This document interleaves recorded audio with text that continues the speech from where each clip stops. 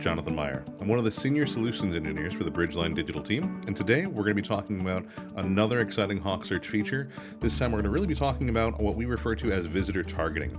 It allows you to really kind of personalize the search results based off of what you might know around the visitor. Where are they at? Are they logged in? What company are they from? Any of those pieces of information we can use to drive really a lot of the search functionality within HawkSearch. So let's give you an example here. Let's go ahead and jump into our workbench here. And what I want to highlight first is kind of the signals that we can use to define a visitor target, because you might be thinking, well, what is a visitor target? What do you even mean by that? It's functionality that's baked right into the tool here. It's native. This is not something that is an additional feature. This is just kind of core functionality within HawkSearch. We refer to this as visitor targeting, but if I say add visitor target, maybe this will give you a better breakdown of what we're talking about here. This really is, again, leveraging more of that if this, then that logic, but it takes advantage of the different segments that we might know about a user. So what's the browser that they're using? What's the city that they're coming from? What's the state that they're in? Even things like, what's the time of day? If you want to get into creating specific promotions that might only fire off during a certain time of day.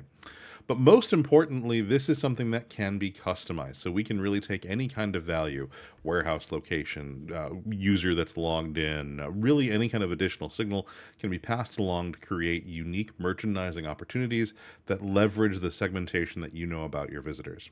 Sometimes this is referred to as entitlements or segmentation, personas. These are all kind of different words that get used. In the HawkSearch world, we refer to these as visitor targets. So what can you do with this information? Well, let's give you a practical example here. I'm going to go ahead and jump out to our preview, and we're going to go ahead and do a quick keyword search here for the term jackets. I'm looking for some jackets. Now, to do this search, you can see that we're pulling back in 148 results here for that term for jackets, and you'll notice that none of these results have any kind of boost value or any other kind of merchandising that we've talked about in other featured videos, like the item pinning and rules like that. You can see these are just all jackets, so making good keyword relevancy there, but not really doing any kind of merchandising here. Well, one of the things that we can do within the preview here, and again, one of the other reasons why this is such a great tool, is that we can then start to leverage any of those visitor targets that we've created. So I can say, well, what would these results look like as if I was from a visitor from New York? Now, obviously, the jackets that someone in New York is going to be looking for are going to be very different than jackets elsewhere in the world. They're going to be heavier jackets typically that people are looking for. And so we can see that when we do this, we apply that visitor target, our results have now updated. We now have 4 results up here at the top that have a pin attached to them.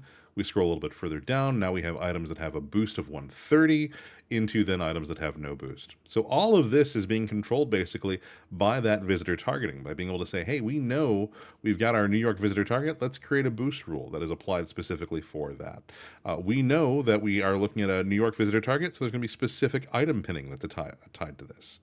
And crucially, this can change across those different targets. So if I change this from being from New York, we obviously go back to our default set where we don't have any specific rules created. But if I change this and say, oh, I want to look at this as if I'm from Florida, well, now we're getting very different results again. We're still maintaining that same 148 results, although that can also be changed. Visitor targeting is also very commonly used to remove certain sets of results to say, oh, this customer is logged in. They only have access to maybe 30% of our catalog. We're going to use that to say, let's use a visibility rule in that case to hide that 30% of that catalog when we know that visitor is logged in. But in this use case here, it's the same set of results. We're just leveraging different merchandising rules here. So these have some item pins different than what we saw in New York. These are more bright, more colorful jackets versus the kind of monochromatic blacks that we saw for the New York. And if we scroll further down, we now have different boost rules, where the New York visitor target had a boost of 130, highlighting those heavier north face down jackets. Here you can see that we've got a boost of 200. If we again leverage the benefit of the preview here to click explain, this will tell us, hey, this is boosting fleece jackets specifically for our Florida visitor targets. And let's give you a little bit of a kind of behind the scenes on how this comes together as well, because it's also very easy. Once we've got those segmentations created, we can leverage those as really any kind of trigger. So again, if we go in from the preview into the workbench, into our boost and bury rules, we're now looking at that exact rule.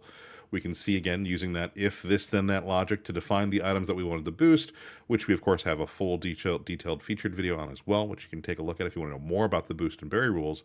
But to speak back to specifically the visitor targeting and the entitlements, you can see that then all we're doing here is adding that as a trigger for when should this apply. So keyword contains jacket and the visitor target is Florida.